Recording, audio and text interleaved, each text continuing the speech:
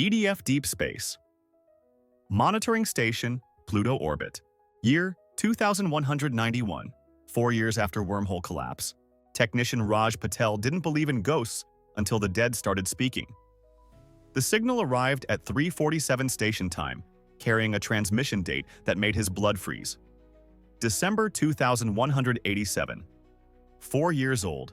The exact hour the SS Pioneer had vanished. "Command," Raj whispered into his headset. "We've got a priority Omega incoming. It's the Pioneer's final transmission." The grainy video showed Commander Vance in his battered EDF uniform, his face illuminated by emergency lights. Behind him, the bridge was a graveyard of sparking consoles and floating debris. "This is Commander Elias Vance of the SS Pioneer. If you're receiving this, the delay means we failed." A shudder ran through the ship. The architect's wormhole wasn't a bridge. It was a test, and The image dissolved into static. For 3 heartbeats, the screen showed a massive crystalline structure floating in space, its geometric patterns shifting like a living equation.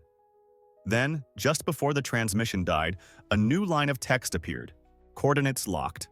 Eden 9. EDF High Command Tribunal. Geneva.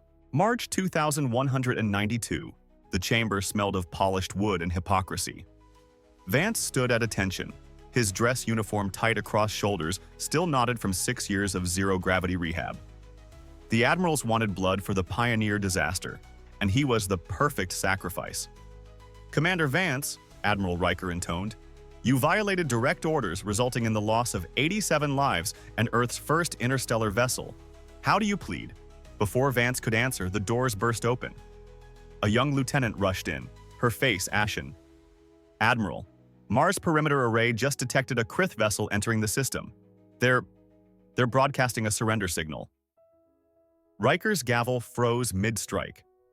Across the room, Dr. Liana Kuros met Vance's eyes. Her lips formed 2 silent words. Eden 9. EDF Quarantine Wing. Olympus Mons Station.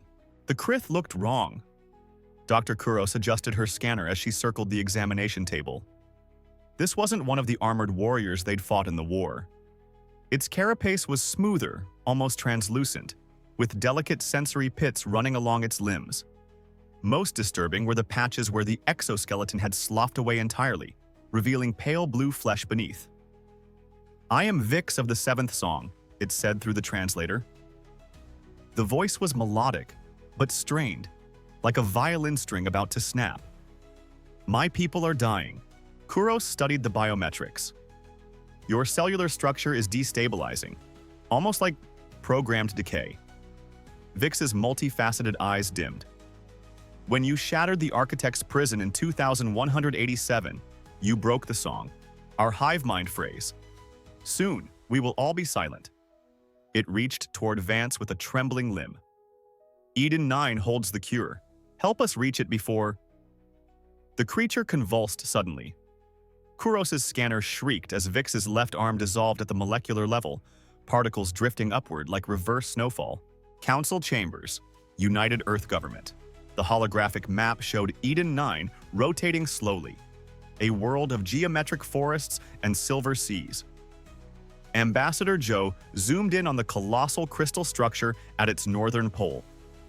"Our probes confirm its architect technology," Joe said, "but unlike anything we've seen before, scans show millions of chambers beneath the surface." General Oligar scowled. "Stasis pods, like the architects were collecting specimens. Or preserving them," Kuros countered. She pulled up Vix's last words before sedation. "The gardens are arcs. The architects built them to outlast the storm." A new voice cut through the debate. "Then we claim it." All heads turned to Director Halpern of the Titan Corporation. "Imagine the weapons we could reverse engineer from—" Vance's fist hit the table. "We're not turning a refuge into an armory." Riker sighed. "Commander, given your history with alien tech, you'll understand why this decision isn't yours to make." As the argument escalated, Caliban's hologram appeared unexpectedly, its usual blue glow tinged with amber. "Irrelevant. The Garden has already chosen." The screen switched to a live feed from orbit. The crystalline structure on Eden 9 was activating, its light patterns now matching the Pioneer's final transmission. Approaching Eden 9, EDS retribution. The planet took Vance's breath away. From orbit, it looked like a jeweled puzzle. Every continent perfectly geometric, rivers running in straight lines before making razor-sharp turns. The colossal crystal spire at the northern pole pulsed with slow, rhythmic light. Atmosphere reads 21% oxygen, Kuros reported, but there's something off about the nitrogen isotopes. Vix, now stabilized in a mobile bio-unit, made a chittering sound. The gardens breathe differently.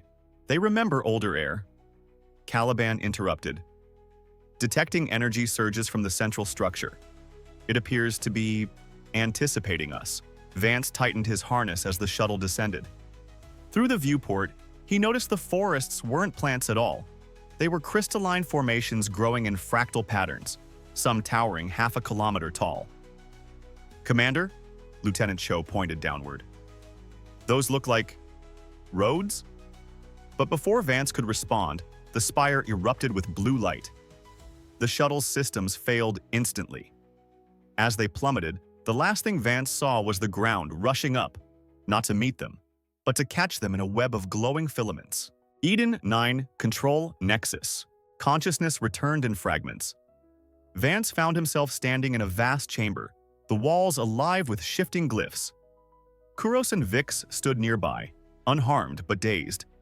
The air smelled like ozone and something older, petrichor from the dawn of time. Before them, light coalesced into a towering figure. Its form flickered between a dozen species, sometimes insectoid, sometimes mammalian, always just beyond comprehension.